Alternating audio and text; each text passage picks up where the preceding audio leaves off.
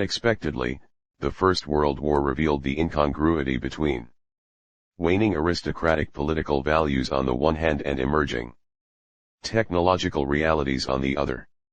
Even as the former had stressed the imperative of restraint and peaceful evolution, the latter magnified the destructiveness of war. The system broke down in 1914 when rising national passions swept aside the previous safeguards, allowing technology to supply the means for a constantly escalating level of conflict, which over more than 4 years of attritional war undermined existing institutions. Winston Churchill observed in The Gathering Storm, 1948, that the First World War had been a conflict not of governments, but of peoples, in which the lifeblood of Europe was poured out in wrath and slaughter. To by war's end, Churchill could write, "Gone were the days of the treaties of Utrecht and Vienna, when aristocratic statesmen and diplomats, victor and vanquished alike, met in polite and courtly disputation, and, free from the clatter and babble of democracy, could reshape systems upon the fundamentals of which they were all agreed. The peoples, transported by their sufferings and by the mass teachings with which they had been inspired, stood around in scores of millions to demand that retribution should be exacted to the full three. Because Europe's leaders had failed to forestall the oncoming catastrophe, or to contain it once it erupted, the First World War eroded trust in the political elite, leaving behind a weakened leadership that, in key countries, would be overturned by totalitarian rulers. At the same time, the 1918 peace settlement proved at once insufficiently congruent with widely held values to induce a commitment to the new order and strategically unsound in failing sufficiently to weaken the defeated parties to eliminate their capacity for revenge. This had many consequences. The most momentous was the Second World War. In both world wars, the all-out mobilization of peoples, commanding their energies and exploiting their mutual antipathies, represented the earliest and bleakest consequence of middle-class ascendancy. Yet after the turmoil of the Second 30 Years' War, 1914–45, had passed, this social transformation would reveal itself to be compatible with international stability and statesmanship. A world of self-confident nation-states, with the middle class wielding the major share of political and cultural power, proved capable of producing leaders who conducted responsible and creative politics. Two related social forces, meritocracy and democratization, enabled and institutionalized the rise of middle-class leaders. One of the French Revolution's rallying cries had been careers open to talents. From the middle of the 19th century, the adoption of meritocratic principles and institutions in the West, such as entrance examinations, selective secondary schools and universities, and recruitment and promotion policies based on professional standards, created new opportunities for talented individuals from middle-class backgrounds to enter politics. Simultaneously, the expansion of the franchise shifted both the social and the political center of gravity toward the middle class as well. None of the 6 leaders studied in this volume came from an upper class background. Konrad Adenauer's father had been a non-commissioned officer in the Prussian army and then a clerk. His son climbed through the standard levels of education in the German Empire. Charles de Gaulle's grandparents had been both well-educated and prosperous, but his father was a schoolteacher. The son became the first in his family to serve at high levels of government. Richard Nixon was the product of a lower middle-class upbringing in Southern California. Anwar Sadat, the son of a clerk, struggled to obtain a reference in support of his application to the Egyptian Military Academy. Lee Kuan Yew, born to downwardly mobile Chinese Singaporean parents, relied on scholarships in Singapore and Britain to pursue his education. Margaret Thatcher was a grammar school graduate and the daughter of a grocer, the second of a middle-class background, after Edward Heath, and the first woman to become leader of Britain's Conservative Party. None of them had a starting point that suggested later eminence. Their humble backgrounds allowed them to defy the conventional political categories of insider and outsider. Both Sadat and de Gaulle were military officers who came to power through a crisis in their countries. Nixon and Adenauer were experienced and well-known politicians who nonetheless spent years in the political wilderness. Of the six, Thatcher and Lee entered office in the most orthodox manner, through party politics in a parliamentary system, but constantly questioned prevailing orthodoxy. Much like their aristocratic predecessors in the 19th century, but unlike many of their 20th century contemporaries, they were not primarily concerned with short-term, tactical advantage. Instead, their origins and experiences far from power lent them perspective, allowing them to articulate the national interest and transcend the conventional wisdom of their day. The increasingly meritocratic institutions that had allowed them to harness their talents from an early age had arisen under aristocracies' shadow, and often as a consequence of war. Germany's general staff and efficient, non-nepotistic bureaucracy had their antecedents in Prussian reforms adopted after the shock of battlefield defeats in the Napoleonic Wars. De Gaulle attended Saint Cyr, the military academy founded by Napoleon in 1802 to develop a professional officer corps. Another such grande école, the Selective and Elite Institut d'études politiques, Sciences Po, was founded after the Franco-Prussian War. 1870-71, had revealed inadequacies of French political and administrative leadership, deficiencies which were to be remedied by cultivating the talents of the next generation. The Industrial Revolution also played its part in the growing emphasis on education, as the economic historian David Landis argues. All the old advantages, resources, wealth, power, were devalued, and the mind established over matter. Henceforth the future lay open to all those with the character, the hands, and the brains. For with success increasingly ascribed to intelligence and effort rather than birthright, education became the quintessential road to advancement. Thanks to these changes, the six leaders were able to attend rigorous secondary schools, most of them selective, and all of them public. Spirited if not government administered. Competition for high marks in examinations and scholarships was an important aspect of life. Beginning in high school, and continuing in some cases into college, they were taught a wide range of subjects, including especially the humanities, as if in preparation for the challenges of leadership, for which a sense of history and the ability to deal with tragedy are indispensable. Above all, they received an education which would help them to understand the world, the psychology of others and themselves. The meritocratic revolution affected nearly every aspect of life, valorizing achievement and the aspiration to careers transcending one's family origins. 5. The ideal of excellence was preserved from the earlier aristocratic age and, if anything, given a new and stronger, more individualistic emphasis. As Thatcher observed in 1975, opportunity means nothing unless it includes the right to be unequal and the freedom to be different. 6. Universities and careers were progressively, though still imperfectly, opened up to women, ethnic and racial minorities, and those from non-elite backgrounds.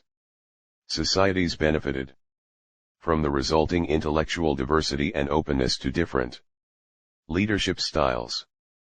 These factors enabled the leaders described in this volume to combine aristocratic qualities with meritocratic ambitions. The synthesis enshrined public service as a worthy endeavor, which encouraged aspirations to leadership. Both the school system and the broader society in which they were raised put a premium on academic performance, but both, above all, placed a strong emphasis on character. Correspondingly, the 6 leaders were brought up with priorities beyond their grades and test scores. These, while important, were not treated as an end in themselves.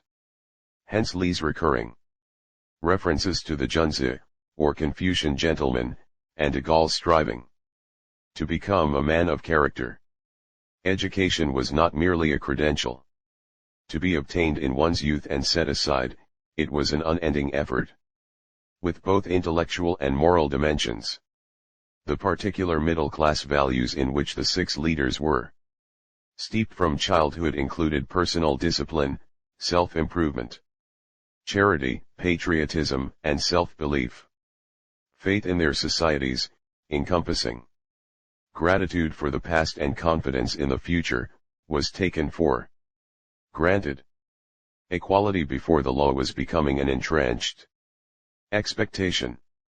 Unlike their aristocratic forebears, these leaders had a deeply rooted sense of national identity, which inspired their conviction that the loftiest ambition was to serve their fellow citizens through leadership of the state.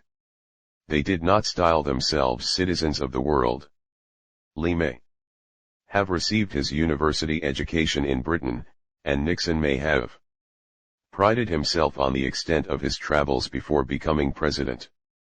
But neither adopted a cosmopolitan identity.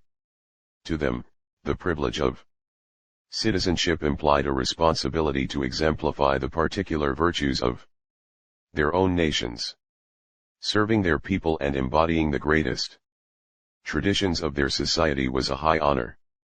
The positive effects of this value system, as manifested in the American context, were well described by the historian and social critic Christopher Lasch. Whatever its faults, middle-class nationalism provided a common ground, common standards, a common frame of reference without which society dissolves into nothing more than contending factions, as the founding fathers of America understood so well, a war of all against all 7. Another factor common to each of the leaders, except Lee, was a devout religious upbringing, Catholic for Adenauer and de Gaulle, Quaker for Nixon, Sunni Muslim for Sadat and Methodist for Thatcher. For all the differences among these faiths, they uniformly served certain secular purposes, training in self-control, reflecting on faults and orienting toward the future. These religious habits helped to instill self-mastery and a preference for taking the long view, 2 essential attributes of statesmanship which these leaders exemplified. Hard truths. What were the commonalities in the meritocratic leadership of these 6 figures? What lessons can be drawn from their experiences? All were known for their directness and were often tellers of hard truths. They did not entrust the fate of their countries to poll-tested focus group rhetoric. Who do you think lost the war? Adenauer uncompromisingly asked his fellow members of parliament who were complaining about the terms imposed by the Allies in their post-war occupation of Germany. Nixon, who pioneered the use of modern marketing techniques in politics, still prided himself on speaking without notes based on his mastery of world affairs in a direct and plain-spoken way. Skillful in maintaining political ambiguity, Sadat and de Gaulle nonetheless spoke with exceptional clarity and vividness when seeking to move their people toward ultimate purposes, as did Thatcher. These leaders all had a penetrating sense of reality and a powerful vision. Mediocre leaders are unable to distinguish the significant from the ordinary. They tend to be overwhelmed by the inexorable aspect of history. Great leaders intuit the timeless requirements of statecraft and distinguish, among the many elements of reality, those which contribute to an elevated future and need to be promoted from others which must be managed and, in the extreme case, perhaps only endured. Thus both Sadat and Nixon, inheriting painful wars from their predecessors, sought to overcome entrenched international rivalries and initiate creative diplomacy. Thatcher and Adenauer found that a strong alliance with America would be most advantageous for their countries. Lee and de Gaulle chose a lesser degree of alignment, which was appropriate for adjustment to changing circumstances. All six could be bold. They acted decisively on matters of overriding national importance even when conditions, domestic or international, appeared decidedly unfavorable. Thatcher dispatched a Royal Navy task force to recover the Falkland Islands from Argentina even as many experts doubted the expedition's feasibility and Britain itself remained mired in a devastating economic crisis. Nixon undertook a diplomatic opening to China and arms control negotiations with the Soviet Union before withdrawal from Vietnam had been completed and against much conventional wisdom. De Gaulle's refrain, as his biographer Julian Jackson has observed, was "I have always acted as if." That is, as if France were larger, more unified and more confident than it really was. 8. Each understood the importance of solitude. 9. Sadat enhanced his reflective habits in prison, as did Adenauer at a monastery during his internal exile. Thatcher made some of her most consequential decisions while reviewing her papers alone in the early hours of the morning. De Gaulle's home in the remote village of Colombier-les-Deux-Églises became an intrinsic part of his life. Nixon often separated himself physically from the White House, withdrawing to the Eisenhower Executive Office Building, Camp David, or San Clemente. Away from the lights and cameras and daily impositions of command, these leaders benefited from stillness and reflection, especially before major decisions. A striking commonality among the six leaders, and a paradox, was their divisiveness. They wanted their peoples to follow along the path they led, but they did not strive for, or expect, consensus. Controversy was the inevitable byproduct of the transformations they sought. An example from de Gaulle's presidency is illustrative. During the January 1960 riots in Algeria known as the Week of the Barricades, I was in Paris meeting with members of the French defense establishment. Referring to de Gaulle's handling of the situation, one officer said to me, "Whenever he appears, he divides the country." Yet in the end it was de Gaulle who would overcome the Algerian crisis and return his country to a shared view of national purpose, just as he had brought the French nation back from the humiliation of capitulation in the Second World War. Similarly, a leader does not undertake fundamental economic reforms, as Thatcher did, or seek peace with historic adversaries as Sadat, or build a successful multi-ethnic society from the ground up as Lee, without offending entrenched interests and alienating important constituencies. Adenauer's acceptance of the restrictions accompanying Germany's post-war occupation invited vituperation from his political critics. De Gaulle survived, and provoked, countless confrontations. But his last great public act was to de-escalate the protests by students and labor unions that had brought France to the brink of revolution in May 1968. Sadat was martyred not only for bringing peace between his people and Israel's but, above all, because of his justifying it by principles some considered heretical.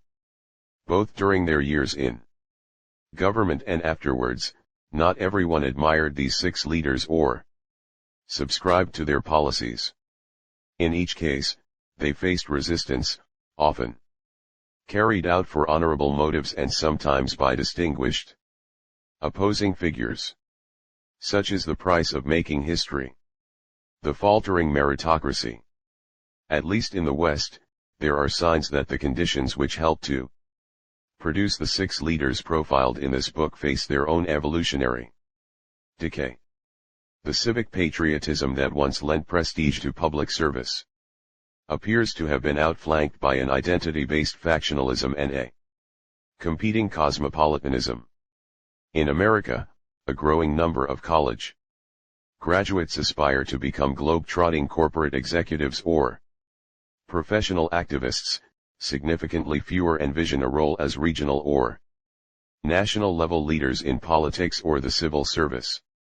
Something is amiss when the relationship between the leadership class and much of the public is defined by mutual hostility and suspicion. The West's secondary schools and universities remain very good at educating activists and technicians. They have wandered from their mission of forming citizens, among them, potential statesmen. Both activists and technicians play important roles in society, drawing attention to its faults and the various means by which they might be corrected, but the broad and rigorous humanistic education that shaped prior generations of leaders has fallen out of fashion.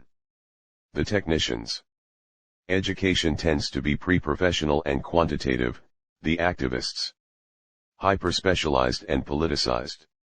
Neither offers much history or philosophy, the traditional wellsprings of the statesman's imagination.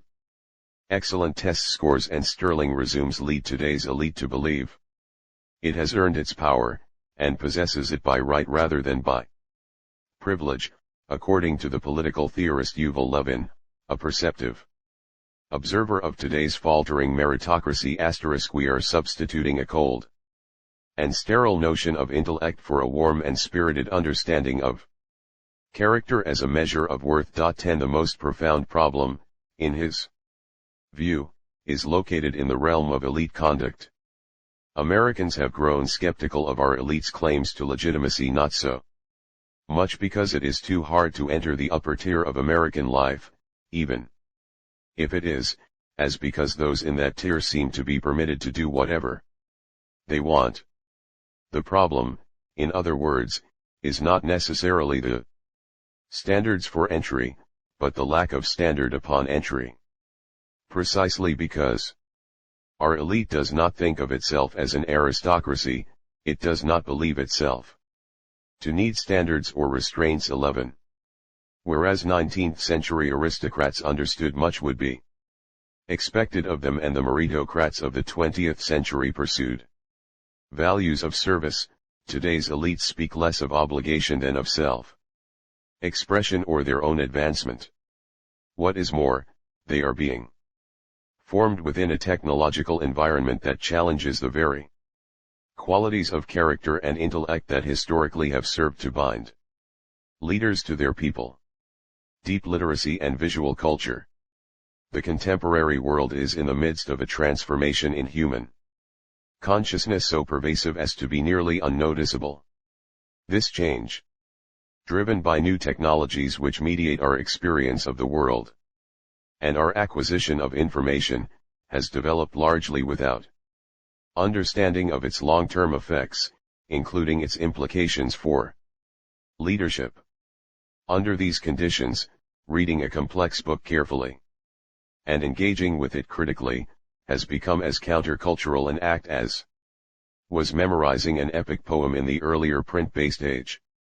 While the Internet and its attendant innovations are unquestionably technical marvels, close attention must be paid to the balance between the constructive and corrosive habits of mind encouraged by new technology. 12 Just as the earlier transition from oral to written culture at once yielded the benefits of literacy and diminished the arts of spoken poetry and storytelling, the contemporary shift from print to visual culture brings both losses and gains. What risks being lost in an age dominated by the image? The quality goes by many names: erudition, learnedness, serious and independent thinking, but the best term for it is deep literacy, defined by the essayist Adam Garfinkel as engaging with an extended piece of writing in such a way as to anticipate an author's direction and meaning. 13 Ubiquitous and penetrating, yet invisible, deep literacy was the background radiation of the period in which the 6 leaders profiled in this book came of age.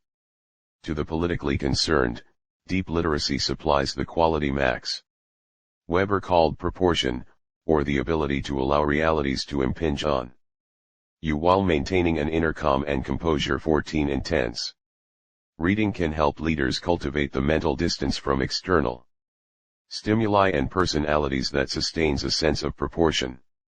When combined with reflection and the training of memory, it also provides a storehouse of detailed and granular knowledge from which leaders can reason analogically. More profoundly, books offer a reality that is reasonable, sequential, and orderly, a reality that can be mastered, or at least managed, by reflection and planning. 15 And, perhaps most importantly for leadership, reading creates a skein of intergenerational conversation, encouraging learning with a sense of perspective. 16.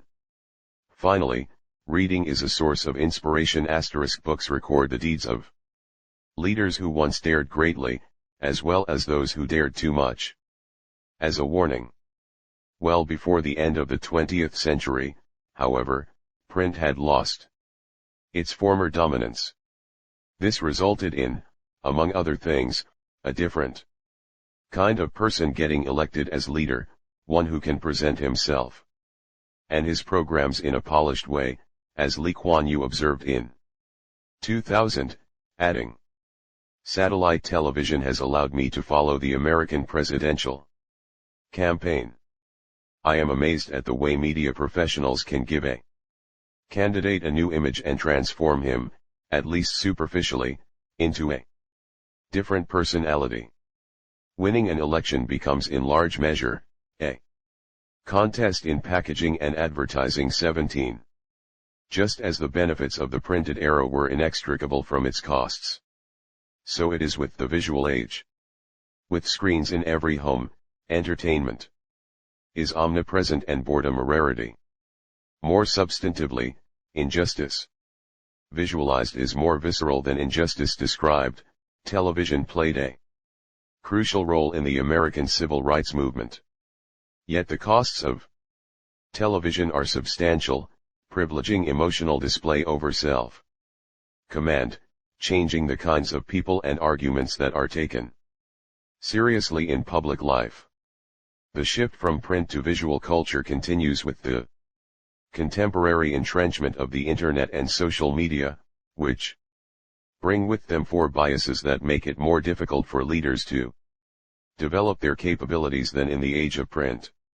These are immediacy, intensity, polarity, and conformity. Although the internet makes news and data more immediately accessible than ever, this surfeit of information has hardly made us individually more knowledgeable, let alone wiser. As the cost of accessing information becomes negligible, as with the internet, the incentives to remember it seem to weaken. While forgetting any one fact may not matter, the systematic failure to internalize information brings about a change in perception and a weakening of analytical ability.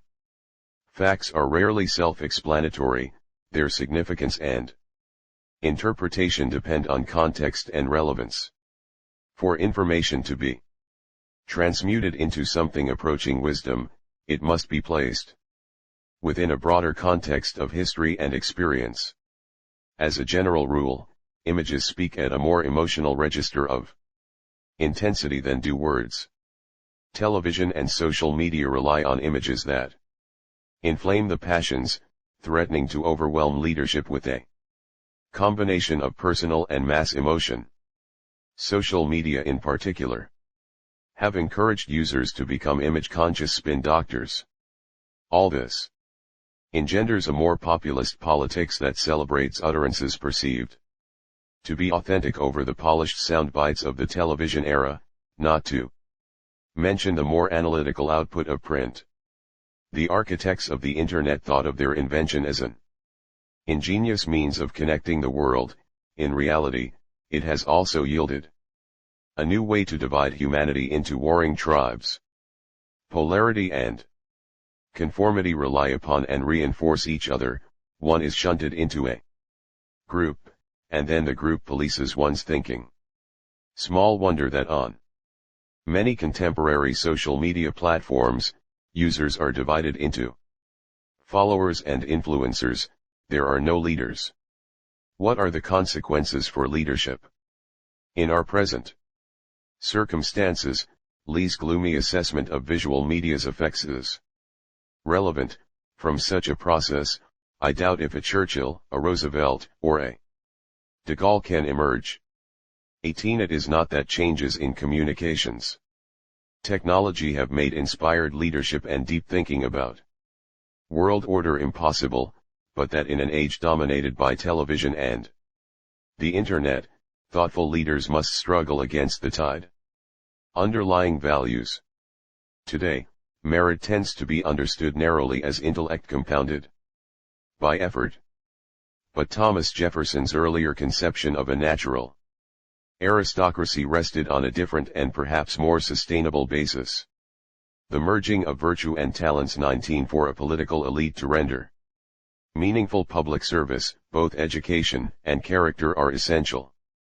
As we have seen, leaders with world historical impact have benefited from a rigorous and humanistic education. Such an education begins in a formal setting and continues for a lifetime through reading and discussion with others. That initial step is rarely taken today. Few universities offer an education in statecraft either explicitly or implicitly, and the lifelong effort is made more difficult as changes in technology erode deep literacy.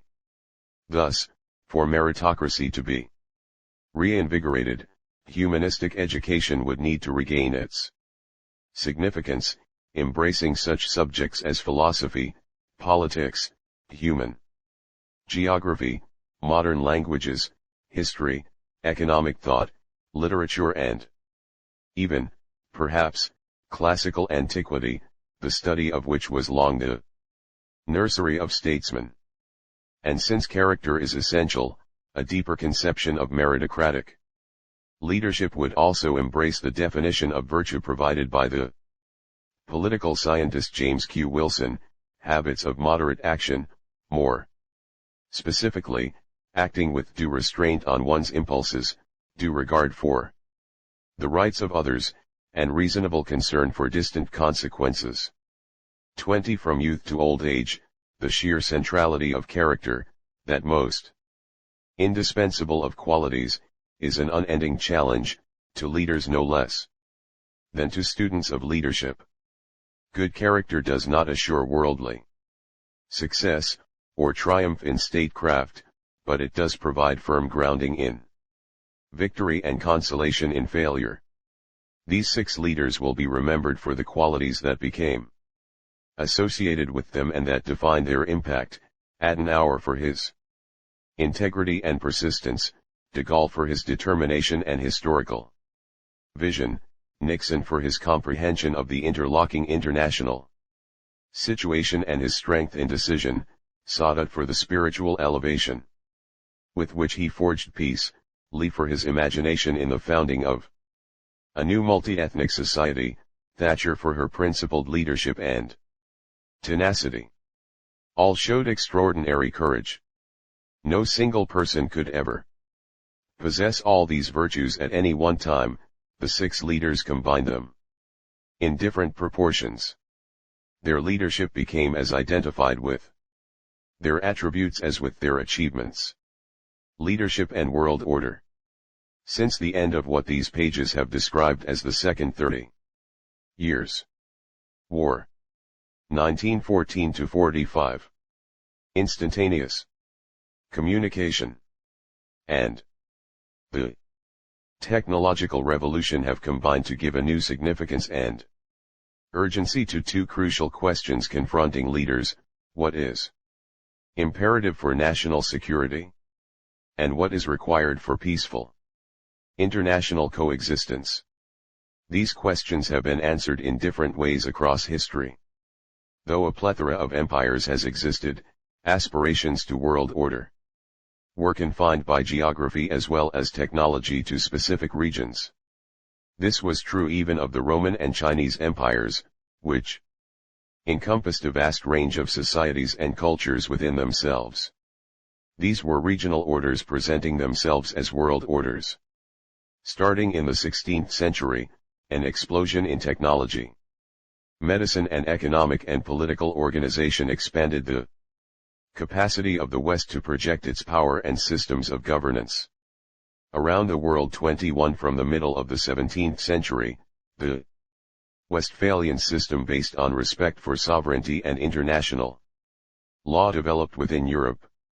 That system, which became embedded worldwide after the end of colonialism, allowed the rise of states, which, shedding Western dominance, insisted on their part in defining, and sometimes challenging, the rules of the established world order. In his essay Perpetual Peace, the philosopher Immanuel Kant wrote 3 centuries ago that mankind was destined for universal peace, either by way of human insight or by conflicts of a magnitude and destructiveness that would leave no alternative. The prospects stated were too absolute. The problem of international order has not appeared as an either/or proposition. For all of recent memory, mankind has lived with a balance between relative security and legitimacy, established by its leaders and interpreted by them. At no previous period in history have the consequences of getting this balance wrong been more fraught or catastrophic. The contemporary age introduced a level of destructiveness which has enabled mankind to destroy civilization itself. This is reflected in the period's established grand strategies, famously abbreviated and conceptualized in the phrase mutual assured destruction, MAD. These were advanced in pursuit not so much of traditional victory as of war's prevention, and ostensibly designed less for conflict, understood to be potentially suicidal, than for deterrence. Not long after Hiroshima and Nagasaki, the risks of fielding of nuclear weapons became incalculable. The stakes disconnected from the consequences. For more than 7 decades, while advanced weapons have grown in power, complexity, and accuracy, no country has persuaded itself actually to use them, even in conflict with non-nuclear countries. As previously described, both the Soviet Union and the United States accepted defeat at the hands of non-nuclear countries without resorting to their own deadliest weapons. These dilemmas of nuclear strategy have never disappeared, they have instead mutated as more states have developed advanced weapons and as the essentially bipolar Cold War distribution of destructive capacities has been replaced by a more complicated and potentially less stable kaleidoscope of high-tech options. Cyber weapons and AI applications, such as autonomous weapons systems, exacerbate the existing range of dangers. Unlike nuclear weapons, cyber weapons and artificial intelligence are ubiquitous, relatively inexpensive to develop, and tempting to use.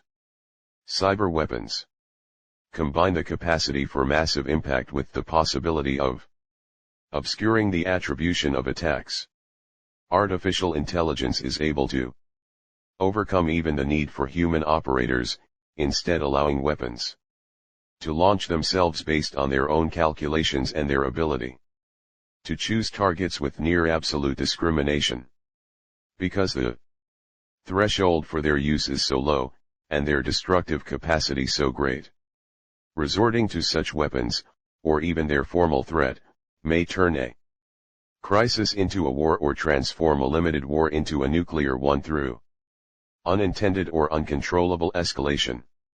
The impact of revolutionary technology makes the full application of these weapons cataclysmic, while rendering their limited use difficult to the point of unmanageability. No diplomacy has yet been invented for threatening their use explicitly without the risk of preemption in reply. Arms control explorations seem to have been dwarfed by these enormities. It has been a paradox of the age of high technology that actual military operations have been confined to conventional weapons or tactical deployment of small-scale high-tech weapons, from drone strikes to cyber attacks. At the same time, advanced weapons are expected to be contained by mutual assured destruction. This pattern is too precarious for the long-term future. History remains a relentless taskmaster as the technological revolution has been accompanied by a political transformation. At this writing, the world is witnessing the return of great power rivalry, magnified by the spread and advancement of astonishing technologies. When in the early 1970s China embarked upon its re-entry into the international system, its human and economic potential was vast, but its technology and actual power were comparatively limited. China's rising economic and strategic capacities have meanwhile obliged the United States to contend for the first time in its history with a geopolitical competitor whose resources are potentially comparable to its own, a task as unfamiliar to Washington as to Beijing, which historically has treated foreign nations as tributaries to Chinese power and culture. Each side thinks of itself as exceptional, but differently. The United States acts on the premise that its values are universally applicable and will ultimately be adopted everywhere. China expects that its civilizational uniqueness and impressive economic performance will inspire other societies to show deference to its priorities. Both the United States missionary impulse and China's sense of cultural eminence imply a kind of subordination of one to the other. By the nature of their economies and high technology, each nation is impinging, partly by momentum, importantly by design, on what the other has heretofore considered its core interests. China in the 21st century seems embarked on an international role to which it thinks itself entitled by its achievements over millennia.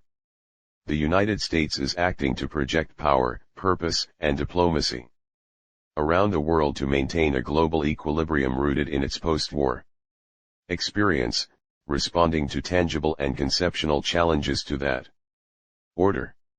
For the leaders of each side, these requirements of security seem self-evident, and they are supported by public opinion. Yet security is only part of the equation. The key issue for the future of the world is whether the two behemoths can learn to combine inevitable strategic rivalry with the concept and practice of coexistence. As for Russia, it conspicuously lacks China's market power, demographic heft and diversified industrial base. Spanning 11 time zones and enjoying few natural defensive demarcations, Russia has acted according to its own geographical and historical imperatives. Russian foreign policy transforms a mystical patriotism into imperial entitlement, with an abiding perception of insecurity essentially derived from the country's long-standing vulnerability to invasion across the East European plain. For centuries, its authoritarian leaders have tried to insulate Russia's vast territory with a security belt imposed around its diffuse border. Today the same priority manifests itself once again in the attack on Ukraine. The impact of these societies on each other has been shaped by their strategic assessments, which grow out of their histories. The Ukrainian conflict illustrates this. After the disintegration of the Soviet satellite states in Eastern Europe and their emergence as independent nations, the entire territory from the established security line in the center of Europe to the national border of Russia became open for a new strategic Design. Stability depended on whether the emerging dispensation could calm historic European fears of Russian domination as well as account for traditional Russian concern over offensives from the West. The strategic geography of Ukraine epitomizes these concerns.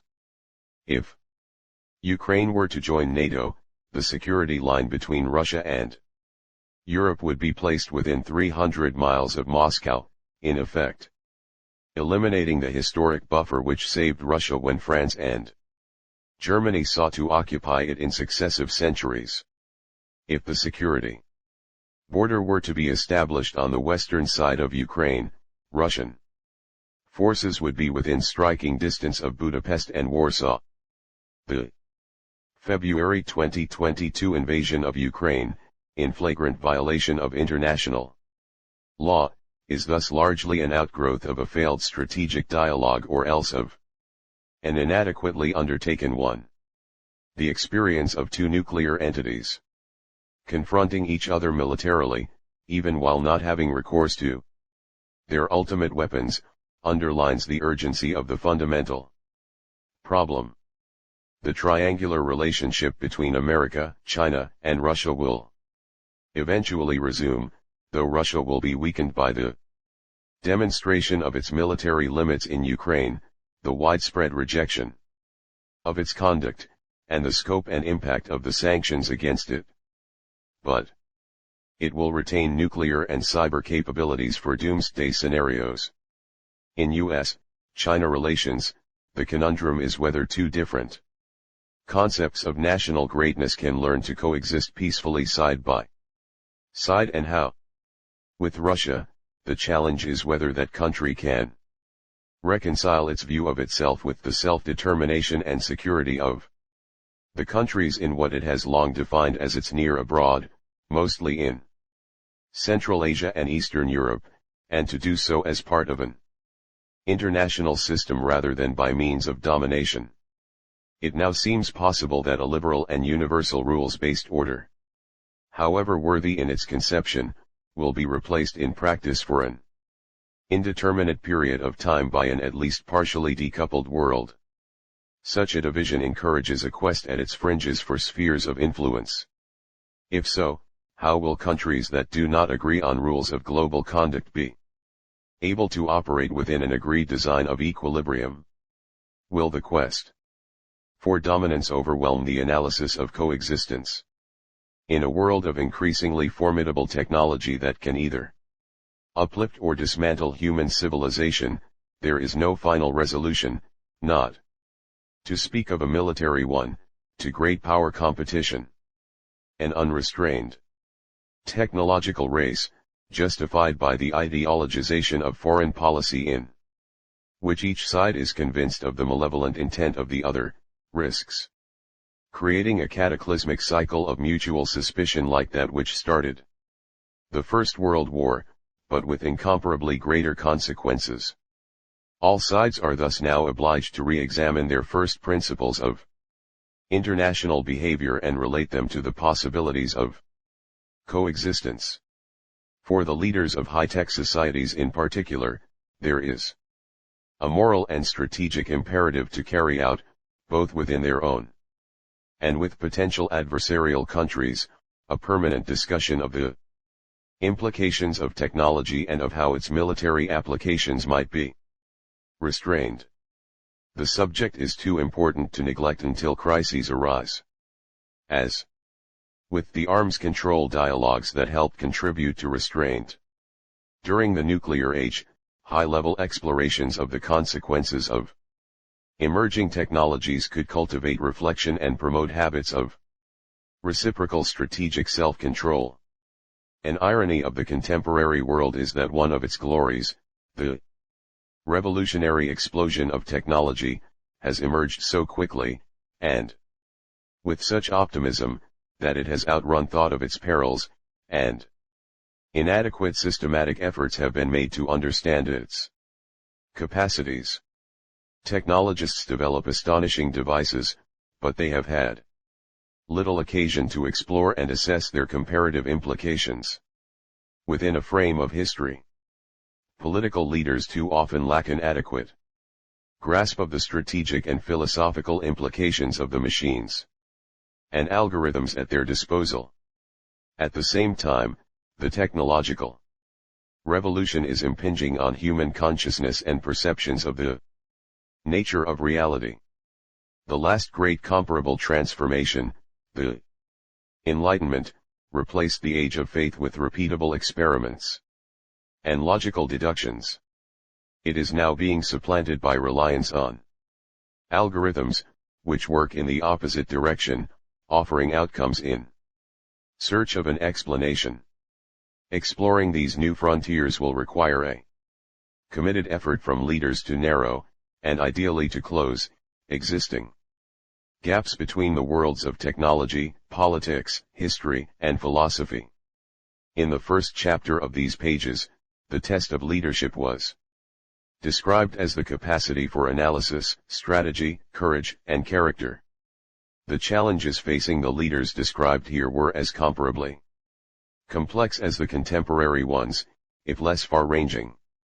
The criterion by which to judge the leader in history remains unchanged: to transcend circumstance by vision and dedication.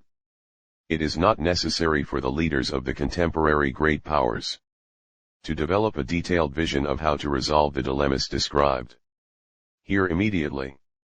They must, however, be clear on what has to be avoided and cannot be tolerated. Wise leaders must preempt their challenges before they manifest themselves as crises. Lacking a moral and strategic vision, the present age is unmoored. The vastness of our future as yet defies comprehension. The increasingly acute and disorienting steepness of the crests, the depths of the troughs, the dangers of the shoals, all these demand navigators with the creativity and fortitude to guide societies to as yet unknown, but more hopeful, destinations. The future of leadership. The two questions Konrad Adenauer put to me during our final meeting in 1967, 3 months before his death, have gained new relevance. Are any leaders still able to conduct a genuine long-range policy? Is true leadership still possible today? After exploring the lives of 6 consequential 20th century figures and the conditions that enabled their achievements, the student of leadership naturally wonders whether parallel performances can be replicated. Are leaders coming forth with the character, intellect and hardiness required to meet the challenges facing world order? The question has been asked before, and leaders have emerged who rose to the occasion. When Adenauer posed his questions, Sadat, Lee, and Thatcher were largely unknown.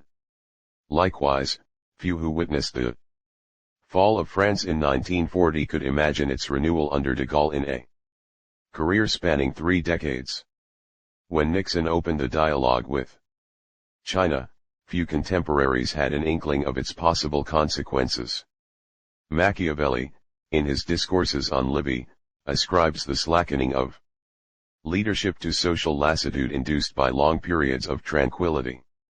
When societies are blessed with peaceful times and indulge the slow corruption of standards, the people may follow either a man who is judged to be good by common self-deception or someone put forward by men who are more likely to desire special favors than the common good. 22 But later, under the impact of adverse times, ever the teacher of realities, this deception is revealed, and out of necessity the people turn to those who in tranquil times were almost forgotten. 23.